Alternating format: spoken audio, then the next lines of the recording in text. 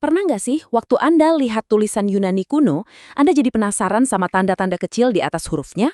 Nah, ternyata salah satu tanda kecil itu adalah kunci. Kunci buat ngebongkar rahasia besar tentang gimana bahasa ini sebenarnya diucapkan ribuan tahun yang lalu. Yuk, hari ini kita pecahkan misteri aksen Yunani yang kelihatannya sepele, tapi seru ini. Oke, langsung aja kita ke intinya. Pertanyaannya simple.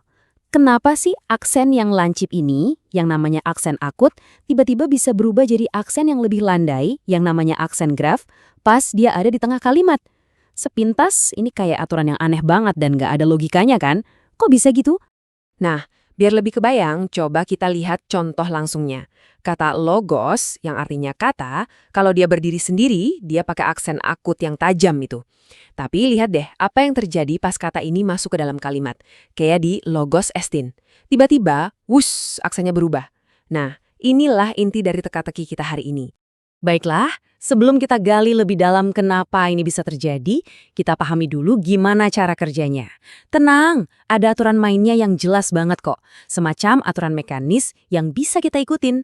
Sebenarnya aturannya itu kayak resep masakan yang super gampang, cuma butuh 3 syarat. Pertama, harus ada kata yang akhirannya punya aksen akut.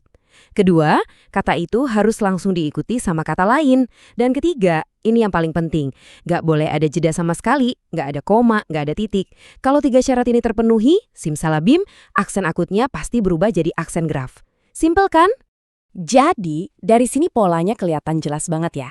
Kalau sebuah kata ada di akhir kalimat, aksen akutnya itu seolah-olah jadi penutup yang tegas. Titik.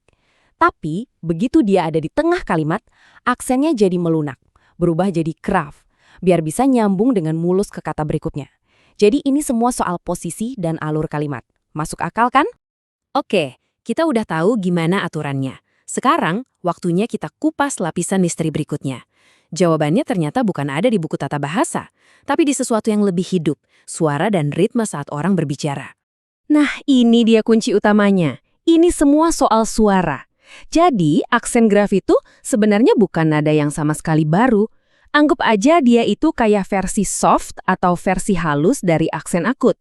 Sebuah penyesuaian alami yang terjadi biar kata-kata bisa mengalir lancar tanpa ada jeda yang kaku.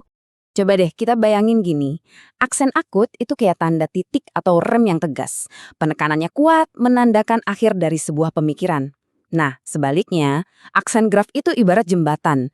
Dia sengaja melembutkan tekanan biar alirannya jadi ritmis dan mulus banget pas nyambung ke kata selanjutnya. Ini penting banget buat kita pahami. Aksen-aksen ini tuh bukan cuma hiasan tulisan. Mereka itu bisa dibilang not baloknya bahasa Yunani kuno. Tanda-tanda ini ngasih tahu pembaca di zaman itu gimana melodi kalimatnya harus diucapkan, kapan suaranya harus naik, dan kapan harus mengalir lembut ke nada berikutnya. Keren ya? Dan sekarang, kita sampai di puncak cerita kita. Siap-siap, karena ternyata aturan yang kelihatannya simpel ini adalah sebuah petunjuk, sebuah jejak dari peristiwa linguistik yang super besar dalam sejarah bahasa Yunani. Sebelum lanjut, kita kenalan dulu sama konsep yang luar biasa ini, fosil linguistik. Persis kayak fosil dinosaurus yang ngasih kita petunjuk tentang masa lalu, fosil linguistik adalah jejak kuno yang membeku dalam waktu. Bedanya, ini bukan tulang, tapi sisa-sisa cara orang berbicara di zaman dulu yang masih bertahan dalam tulisan sampai sekarang. Dan ya, aksen graf ini adalah salah satu fosil itu. Garis waktu ini nunjukin perubahan yang gila-gilaan. Bayangin, bahasa Yunani klasik itu kayak musik.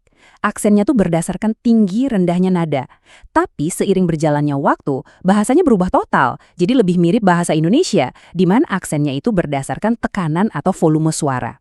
Nah, aksen graf yang kita bahas ini adalah bukti hidup dari masa transisi besar itu. Sebuah jejak dari perubahan fundamental dalam melodi bahasa Yunani. Jadi, yuk kita rangkum semua penemuan kita. Aksen graf muncul biar aliran ucapan jadi mulus. Dia nandain adanya pelembutan tekanan pas kata-kata saling nyambung. Dan yang paling keren, dia adalah sebuah fosil hidup. Bukti abadi dari momen krusial saat seluruh musik dalam bahasa Yunani berubah untuk selamanya.